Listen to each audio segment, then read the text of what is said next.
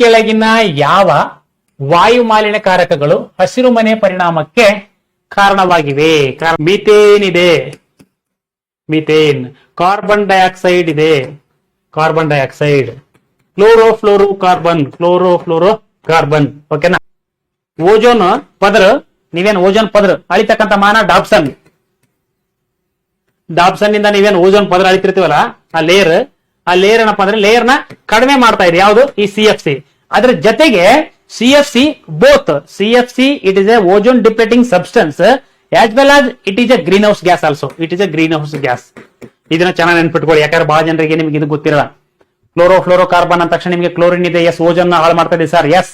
ಅದ್ರ ಜೊತೆಗೆ ನಿಮ್ಮ fluorocarbon it is also a potent gas. It is also a potent chemical for your greenhouse gas. ಓಕೆನಾ? It is also a greenhouse gas. ಈ next nitrogen oxides. ಓಕೆನಾ? ಇಲ್ಲಿ answer ಏನಪ್ಪಾ ನಿಮಗೆ ಈ ಮೂರು ಇದ್ದ ಮೇಲೆ ಇಲ್ಲಿ ಮೂರು ಇರ್ತಕ್ಕಂಥದ್ದು ಯಾವುದು ಇಲ್ಲ. ಸೊ ಹಂಗಾಗಿ ಏನಂದ್ರೆ ನಿಮಗೆ D is the right answer. 3D ಅಂದಾಗ ನಿಮಗೆ ಡಿ ಡಿ ಡಿ. ಓಕೆನಾ? ಯಾವ್ದಾದಕ್ಕಿದು? ಡಾಬ್ಸನ್. ಓಕೆನಾ? ಇಲ್ಲಿ ಇನ್ನೊಂದು ಡಿ ಡಯಾಪ್ಟರ್, ಡೆಸಿಬಲ್. ಇವೆಲ್ಲ ಫಿಸಿಕ್ಸ್ ನಲ್ಲಿ ಬರ್ತವೆ. ಈ ಫಿಸಿಕ್ಸ್ ನಲ್ಲಿ ಏನಪ್ಪಾ ಅಂದ್ರೆ ಫಿಸಿಕ್ಸ್. ಓಕೆನಾ? ಈ ಎಲ್ಲ ಮೂರು ಇಂಪಾರ್ಟೆಂಟ್ ನೆನ್ಪಿಡ್ಬೇಕು ಯಾವಾಗಲೂ. 3Dಗಳು ಏನ್ ನಿಮಗೆ? ಡಾಬ್ಸನ್ ಓಜೋನ್, ಡಯಾಪ್ಟರ್ ನಿಮ್ಮ ಲೆನ್ಸ್, ಡೆಸಿಬಲ್ ಸೌಂಡ್.